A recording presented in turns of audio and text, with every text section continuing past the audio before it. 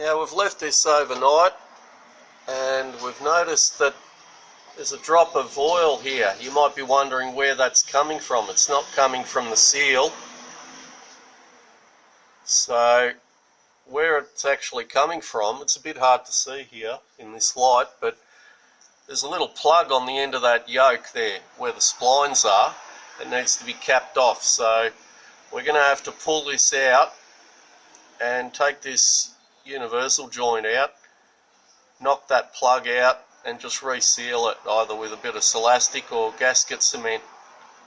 So we're just going to do that now.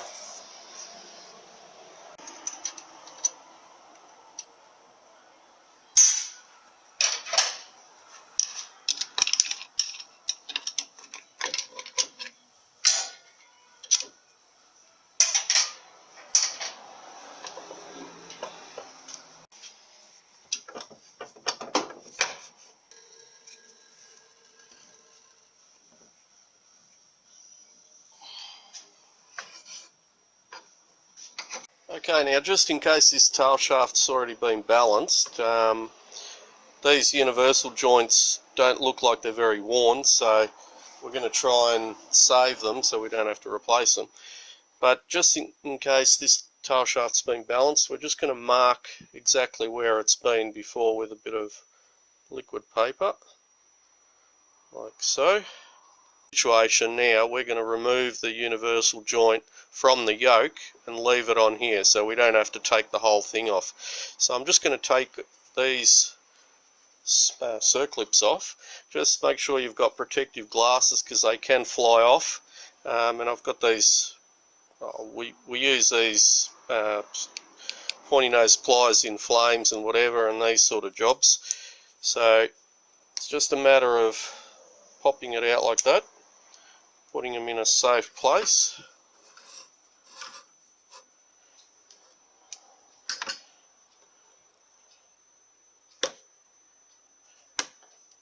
There we go. And I'm just going to clean any muck that's in there. Looks like the tail shaft's been painted as well, so possibly it has been balanced. Now what we've got to do is basically press one of these universal cups out one way so we can take it right out, and then we're going to press the other one out the other way. You don't necessarily need to take it out all the way, but yeah, sometimes it's hard to determine how far you're going to do it. If you're going to keep the universal joint, I'd advise you to just put a bit of grease in it. That way those little needle rollers in there will just stay in place. If that goes a bit dry, all those rollers can end up falling out.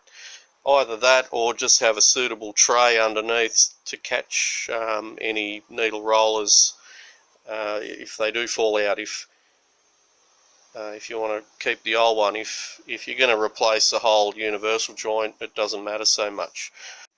Another thing I've just done is I've raised the other stand at the other end there, so this part of the tail shaft's actually resting on that weld and not over here on the actual tubing. That way when we're hitting it, pressing it, wriggling it around, it's not going to do any damage on that surface there. Anyway, I'm going to go ahead now and just press these caps out. There are a few different ways of doing it. You can either you need a little sleeve here and you can do it with a G-clamp, press it out, or if you've got a hammer you can actually just tap it here in a place where you're not going to do any damage to that groove that's in there. Or yeah, we'll just use it in the vise and just have a little dolly that pushes in one side, and you'll need a sleeve on the other side so that other cap's got somewhere to go as you push it in. I can show you, I actually like to use the vise instead of a G-clamp, and what I do is I actually use sockets. I'll find a socket that fits over the top of that, and the other socket that I'll use as press will fit inside there, and that socket can actually go through there. So you know, I'll press it out on one side with one socket, and that cup will actually go into there on the opposite side, and then I'll turn it around and do the same to get the other one out. Now I've got it nicely lined up now, so now I can just slowly press the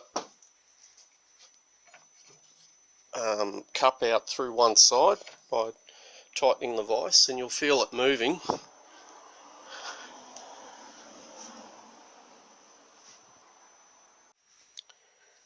And I've just pressed it out as far as it'll go. What happens in here, the inside of the universal joint will hit it. So now what you've got to do is support the outside of that in the vise while tapping on this socket to get it off. You have to just actually somehow loosen those cups so you can get them out far enough to replace it. Just be careful not to do any damage to the tail shaft. A little bit of extra care will save you a lot of trouble later, so just prepare, and I'm going to go and do that as well. Now I apologise for my little burn there, but you've got that in another video where I burnt my hand on this same vehicle on the exhaust manifold.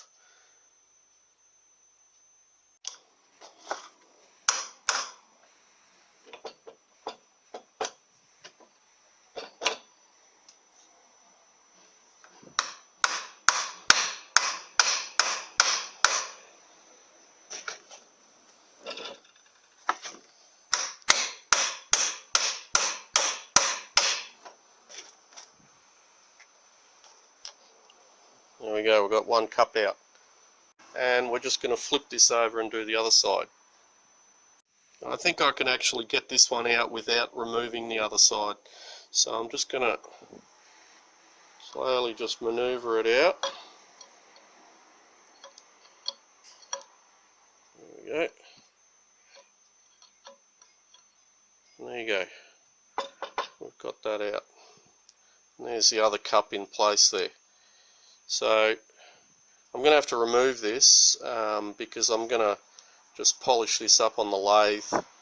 There's a little bit of a step in there, so it'd be a good idea to just give it a polish while I've got it out. It's much better than doing it by hand. By hand is better than not doing anything, but in the lathe is much better. Now, being careful that I've taken the rollers out. I'm just going to tap that other cup out into this socket.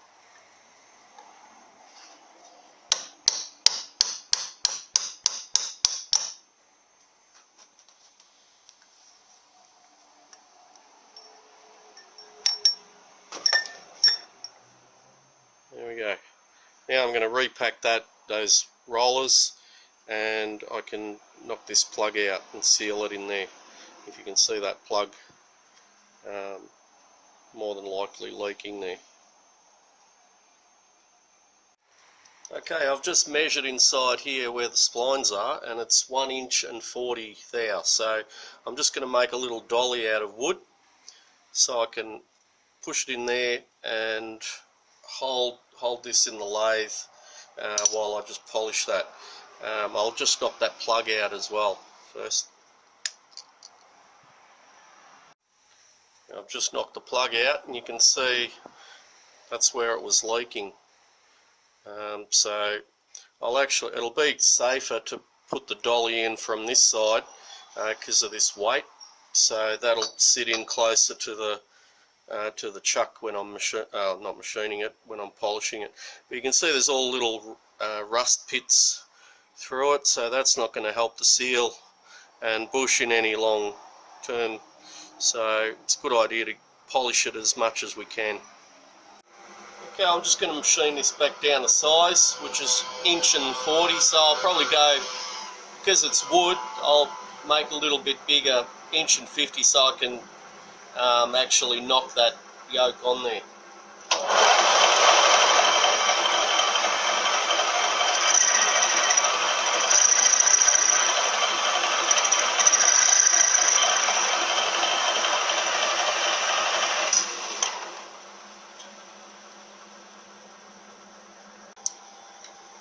And that's nice and snug. Just going to do it with the coarser stuff first and the file, just so I've got a nice flat surface.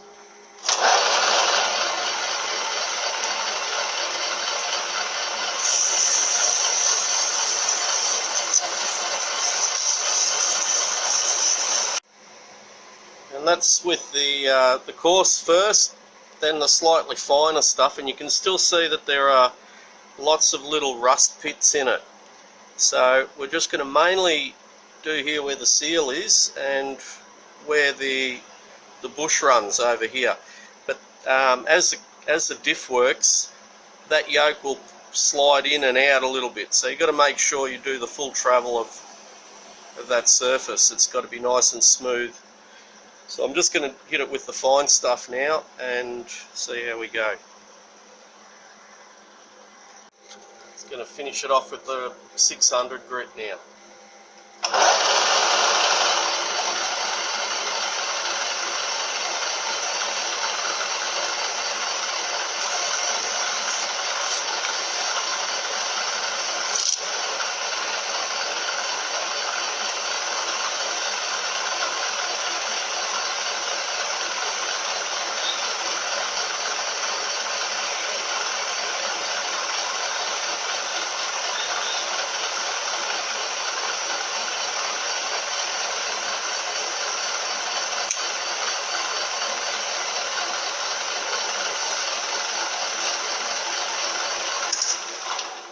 And in the opposite direction.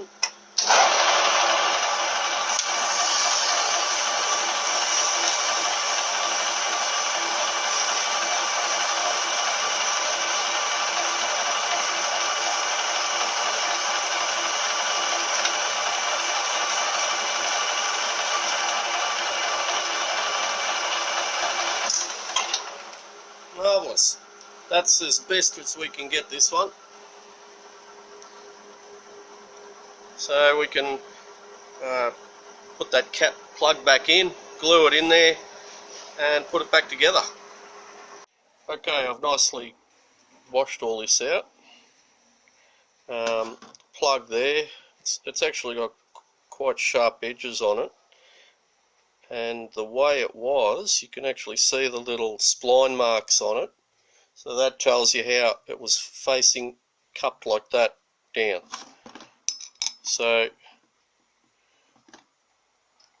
I'm going to smear a bit of Celastic around there and then press that in the vise, just pressing up against there, and with a socket I'll be pushing it on there. Now it is a little bit hard to get square because this plate isn't flat, so it is actually going to go in a little bit crooked, so you need to just readjust as you're tightening it up. I'm also going to run the scraper around just on that really sharp edge, so it can hopefully guide itself in a little bit easier and you don't get that little bit of metal. As you press it in, it'll peel off that little burr. So just deburr both parts of it before you press it in as well.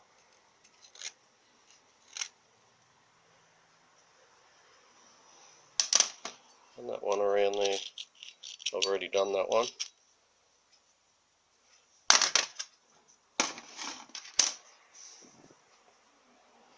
Just going to go very thin, or as thinly as I can, right around.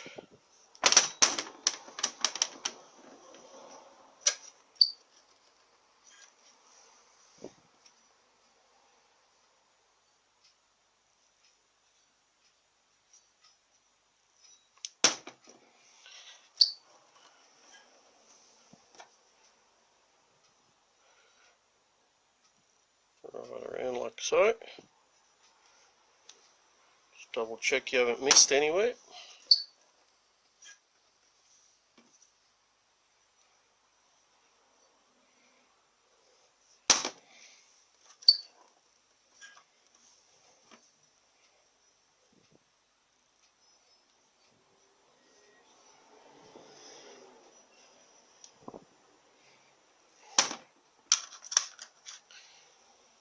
I'm just going to put a tiny little bit on the outside of that. That will also help lubricate it so it can, I'm putting it in dry and clean, but while the elastic's soft, it'll act as a bit of a lubricant so it can slide in a little bit easier.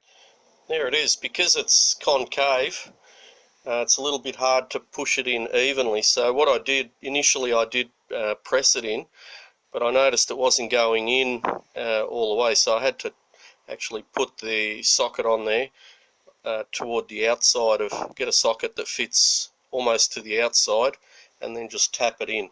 Now, because this is just splashing oil here, splashing oil leak, there's no pressure there, I'm going to just put a bead of elastic around the outside of it, just where that joint is, just for good measure. There we go. We've polished up the surface. It's nice and smooth now. It's still, I don't know if you can see how pitted it is, but it's quite rust pitted. And we've resealed that plug. Make sure you probably could seal it just from the outside, but it's always best to get the elastic in between the two surfaces than just sticking on there like a band-aid. This stuff that I just put on now is like a band-aid. The real sealing part is the part that's on the inside. Anyway, we're going to put it back together now, and job's done. So anyway, now what we're going to basically do, we just partially press in one of these cups.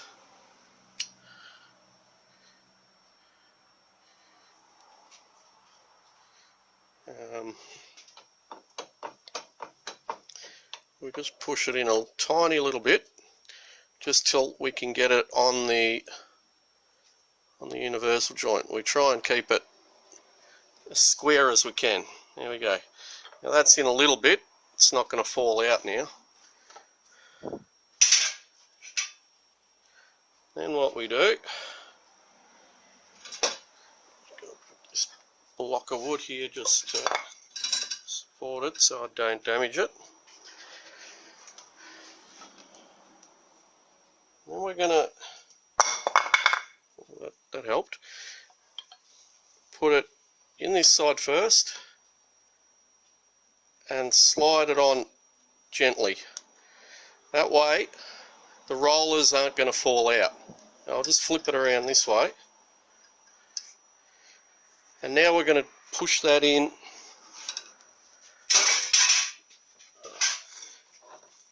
bit hard to work around the camera.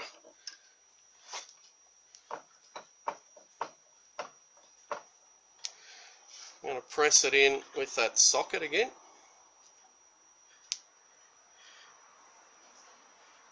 And we're just winding it in slowly. We're going to go as far as we can go.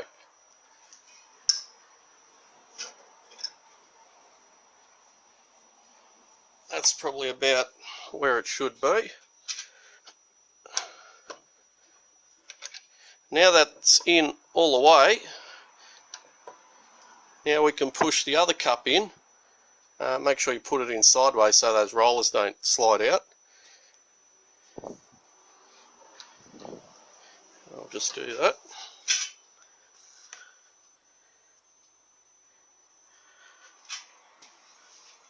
I probably actually see I mucked up. I should have put this side in first because the grease nipple's there. Now, because it's pressed right up against it, I can't even take that grease nipple out. It's just that it's hit up against the grease nipple. If it didn't have the grease nipple, that would have been able to come out a little bit further. So I'm just going to have a crack at, double check, make sure none of the rollers have fallen out of place. And yeah, I'm going to have to press that back out, take that grease nipple out, just so this can come out more. As I pressed it in, it's not 100% central, and what's going to happen when I put that cup on, it's going to knock one of those needle rollers out. Just going to return it just slightly, just so I can get that grease nipple out. So make sure we've got a nice clean socket.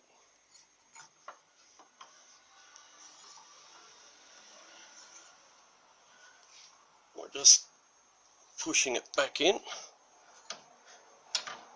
and now I'm going to get a little socket and I can take that grease nipple out.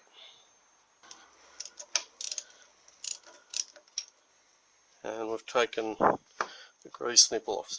Now what I'm going to do, the same as before, push it in as far as I can go this way.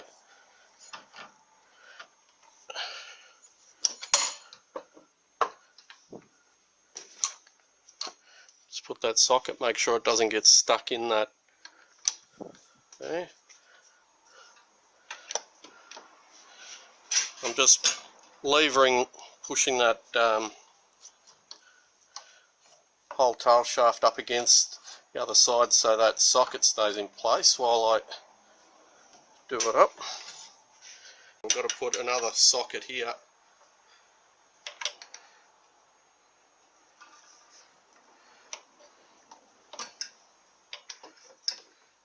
A little bit awkward, especially when the camera's there as well. Okay, there we go. And that's all the way in. You don't have to force it really hard. And there we have it. Now I've got that sticking out a little bit, but you can see it's pushed into one side. So now I'm able to put I'll possibly put that on without it pulling to one side. There we go. That's just gone in enough.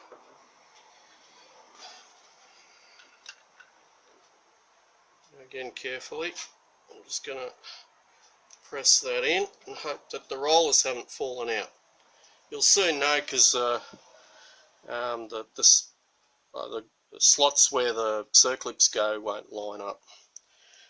So before I go in too far, I'm just going to put that grease nipple back.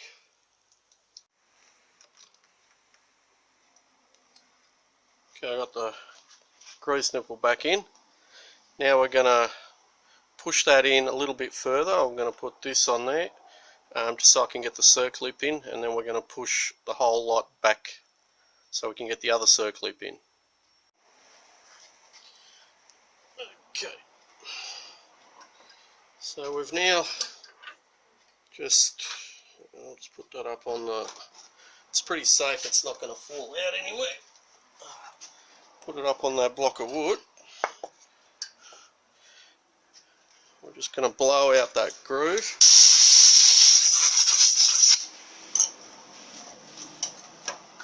Now we've cleaned these circlips because what happens, that little bit that goes around like that sticks up a little bit. You want to make sure that that's outside so it's not pressing on the bearing, on the cup.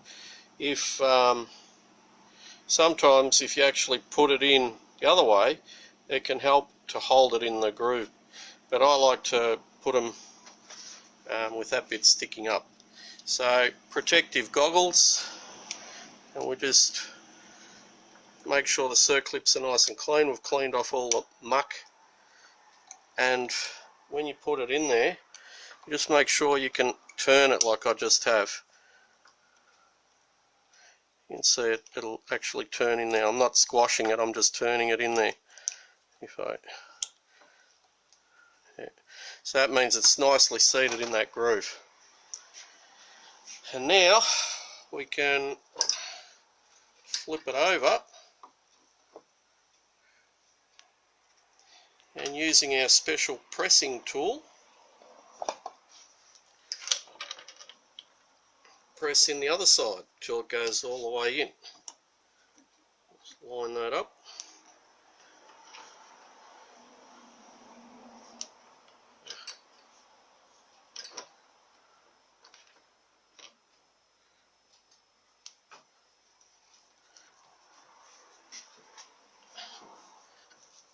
And if everything's gone as planned, that should go all the way in, and you should see a little bit of that, well, all of that groove visible. If it's not, then it means one of your rollers has fallen out, so you've got to pull the whole thing apart again. So I'm just going to do that up really tight now.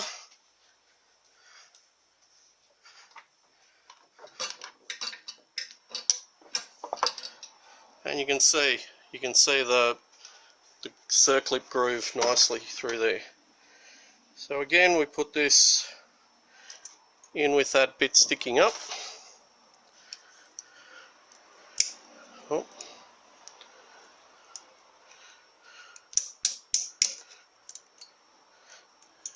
And that one hasn't actually gone in properly. There we go. It's gone in now.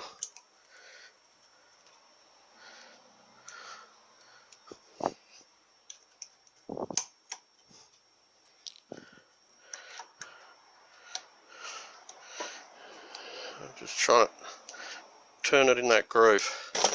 Alright, there you go. And finally, the final step is to get a hammer and to just tap on all these surfaces just so everything sits back to exactly where it should be. So I'm just going to do that now.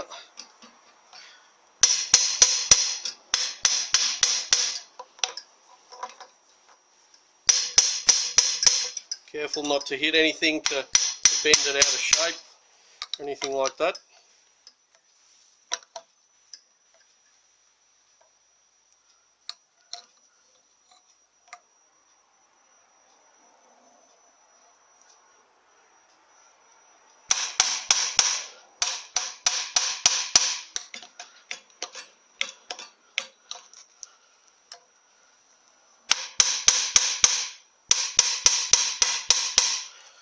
One other thing I forgot to mention is, just make sure you remember to put your liquid paper mark or white ink paper marks in the same spot. And there you go, that's moving around nicely like that. And Bob's your uncle. We're just going to put that back in now, and that basically shows you how to replace a universal joint if you have to. In this case we were fixing that leak, but if you were doing it, again I'm just going to go over it, take it all out, fit it to the yoke first, and then into the tail shaft. It'll just be a lot easier for you to fit it. Anyway, thank you for watching. Sorry I had a couple of bloopers on this. But also, to me it looks like that, I don't know how far that would swivel around, but it appears that yoke is hitting on that grease nipple as well. When it was screwed in, it was actually screwed in on the wrong angle, and the thread was a little bit damaged. But in this situation I don't think it matters too much. What we could do is just get a die grinder and just die grind that little edge, just put more of a chamfer on it, and that would allow it to come up a little bit. Anyway, thank you for watching.